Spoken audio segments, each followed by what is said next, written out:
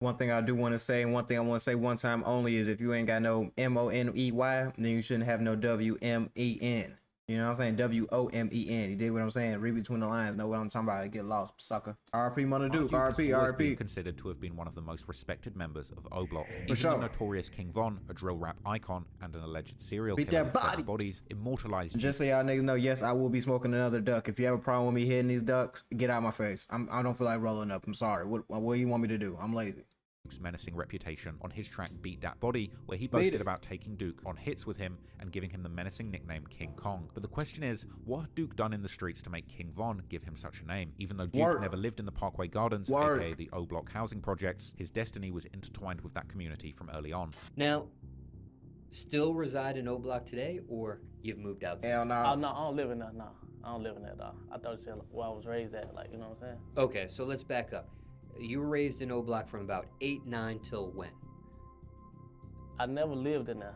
You know what I'm saying? Okay. Let's get that straight. I never lived in there. I just grew up around in that neighborhood. You know what I'm saying? Right. His family That's had how I moved be, just though. outside O Block when That's he how was I just be. 8 years old, while having first spent his early years in the so-called Calumet building, aka the Randolph Tower, located only about a block away from Parkway. This building was home to many kids who would later become members of O Block, while at the time it acted as a headquarters for an infamous Black Disciple faction that ran a massive drug operation from there during the 90s and early 2000s. Oh yeah, that's where it was before the going building down was at. ultimately demolished in the mid-2000s.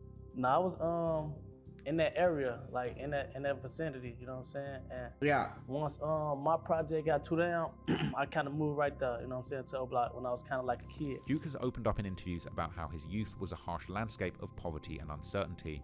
I grew up, goddamn it, sleeping on the floor, you know what I'm saying, with a house full of people, you know what I'm saying? So that was kind of like a... And he was also mentioned how he was haunted by the fear of possibly not seeing his own 18th birthday. Is something gonna happen to me, or will I Yeah. be able to make it to see this age? That shit get real though. Everybody want to talk, yo. You don't know, man. You could have did this. You could have got a job. If I get a job, my ops is gonna pull up to my job. I can't. It's like really. I don't want to say it's no escaping that shit, but people be trying to make it seem like it's easier than what it is to escape that street life. Once you win it, you win it. Sometimes you don't even get a choice but to be in it. You feel what I'm saying? You live in a neighborhood. You walking past these niggas every day. Either you finna keep getting jumped, keep getting harassed, or you finna get with the program. This kind of what's going on. The halls of elementary and high school served as a breeding ground for alliances and animosities. Other kids who would later become members of affiliated gangs like Lamron, 600, and Front Street. Oh yeah, we all grew up together, like we Oh, all ball went to out. the same... Affiliated gangs like Lamron. That was Ball Out. Hey, Ball Out look young as hell. I did not recognize Ball Out. Ball Out funny as hell for the grade. He had a peanut head on for them. Front Street. Oh, That's yeah, Ball we all Out. grew up together, like we all went to the same grammar school, you know? We all went to the same grammar school, and it just went from there, you know, grammar school to high school, and to the age we is now. And members of rival gangs like 051 Young Money, who were located on the other side of Washington Park. We went to school with a lot of motherfuckers from 51st Young Money. It was a lot of their ass, and I ain't gonna lie. A lot of like Rockhead and all their ass, I think.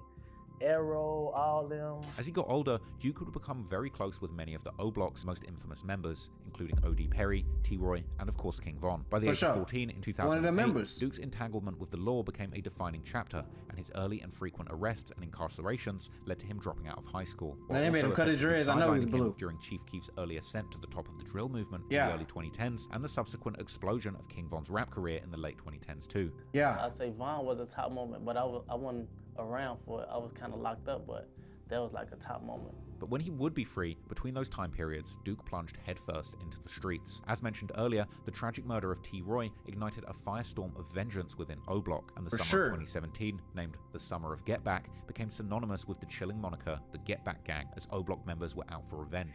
Later on, whispers in the streets and rumors on the internet have often pointed to Munna Duke having been one of the central figures in this series of retaliatory killings that followed T-Roy's death. Hey, you never know, man. You never know. You never know till you Bloodshed dip low. began on May the 14th, 2017, as Warren Delton, known in Jaro City as Lil Ho, became the alleged victim of the Get Back Gang. As he stood with a group near 62nd and Eberhart, only a few minutes drive from it's O going Block, down four over there. shadowy figures emerged from an alley. Three unleashed a hail of gunfire that struck Lil Ho down, and in a brutal display, at least one shooter stood over his fallen body, delivering multiple final shots before vanishing back into the streets. RIP. The case remains unsolved, and the perpetrators a mystery to this day. But many key Get Back Gang members, such as McAdoo from 600 and E-Dog, Bleach, and Duke from O Block, are regularly considered to be the main suspects. Never know though. I ain't gonna lie. One thing about these gangs, like one thing about 600, Get Back Gang, all these, you had to have a body to be in that shit. Like a lot of these gangs ain't like, you feel me? Even in Young Money, like the real members, you feel me? I don't think you have to have a body, bro. Like that's just street talk, but you never really know. Like people be putting in work to claim these sets. Don't think it's just one of them like fly by night things. It's not that.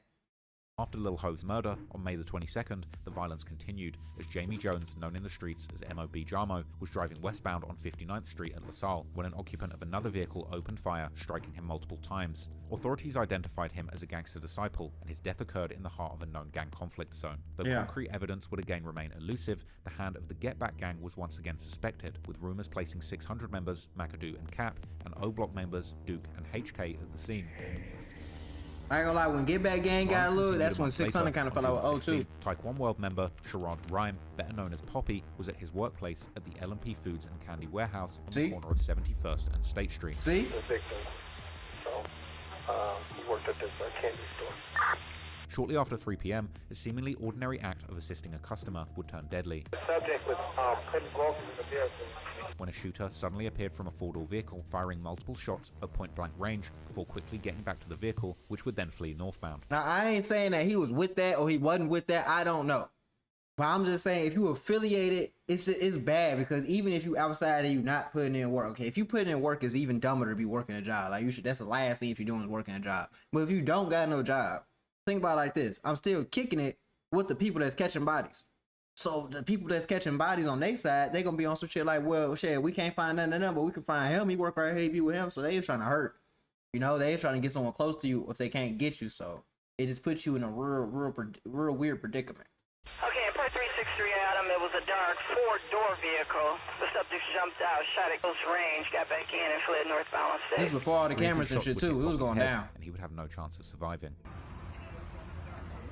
This is before all the cameras. It was going down. The brazen murder had several witnesses who offered a description of the shooter, around 6 feet tall with dreadlocks and face concealed by a mask. Male black, 6 foot with dreads and a white t-shirt and jeans. Initial suspicions fell on T-Roy's brother, HK, who was seen flaunting his T-Roy pendant in the aftermath of the murder, as if sending a message that he had indeed avenged his brother's death. And after this incident, HK, or Heck as he was known at the time, would get his nickname, the initials HK actually being short for Headshot King. But while the murder of Poppy has always been attributed to HK, the narrative would get more complex, as members of Taekwondo World would heavily memorialize Poppy after Duke's murder, perhaps hinting at a deeper and more direct connection between Duke you never know. and killing. You never know. His description of the shooter was a tall figure with dreads, and that would chillingly align more closely with Munna Duke's appearance at the time, who was both taller than HK and had slightly longer dreadlocks. This convincing some that Poppy's killer had indeed actually been Duke, while it's also possible that he might well have been the driver for the hit.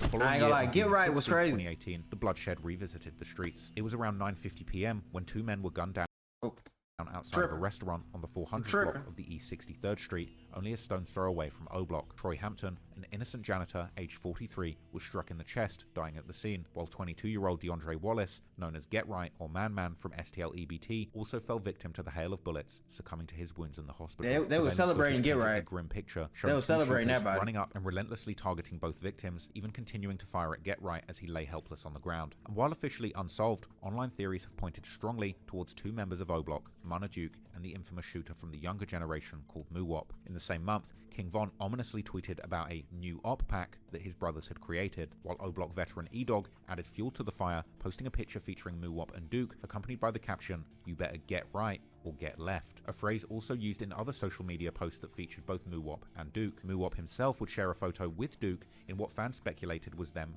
reenacting the murder, as Muwop makes a gun with his fingers pointing directly at the camera, while Duke's gun fingers point towards the ground like he's standing over somebody. That's not recreating you feel me? That's not recreating a body. You're just posing for a picture. That's not how you supposed to, you know what I'm saying? You be saying some crazy shit sometimes. And shooting, with Muwop captioning the post saying that people have no idea what type of bond they have together, while ending with the cryptic line that the picture speaks for itself. King Von's track Problems again would also eerily mirror the details of this horrific incident, with lyrics describing shooting both the target and a witness, while King Von can even be seen gesturing towards Duke in the track's music video right after he raps these lines. After earning his stripes in the streets, and unfortunately losing King Von, who at the time of his runaway rap career looked like O Block's ticket out of the streets, Duke himself was in 2012. 2021 with what appeared to be his first ever song, 12 AM. A clear homage to King Von's 2020 song, 3 AM, Duke even interpolated Von's flow in his version of the track. While the song as a whole was an incredibly disrespectful diss towards O Block's dead enemies, with one lyric referencing a shooting where a woman got hit, rapping that even if a girl gets hit, he doesn't give a F because he's trying to do his ops like FBG Duck, who was famously shot dead by O Block members who would also hit the woman that he was with. Duke would also give a shout out to one of Duck's killers, C Murder, as well as shouting out Heck, or the Headshot King,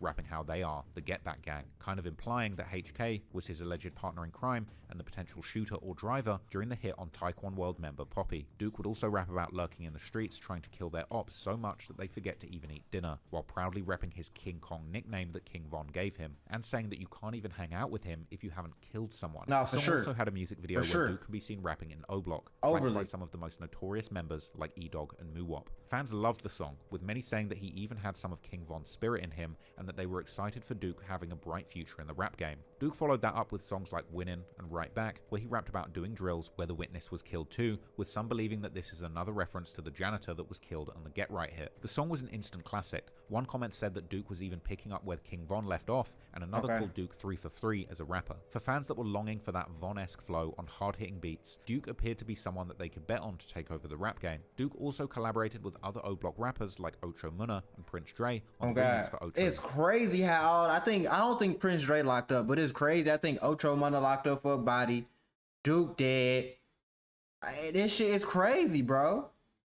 Louis dead. Goddamn. J Money dead.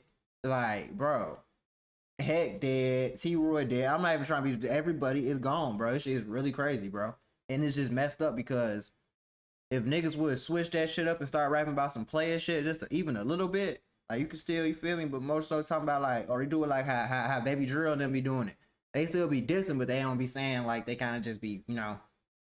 I don't know. This shit crazy, man. RP to everybody, bro. It's crazy. Duke had a bright future ahead of him, but you is bogus for messing with Lil Durk, baby D-Thang, baby mama after he got, you feel me, and getting her pregnant. You bogus. I ain't gonna lie. It's kind of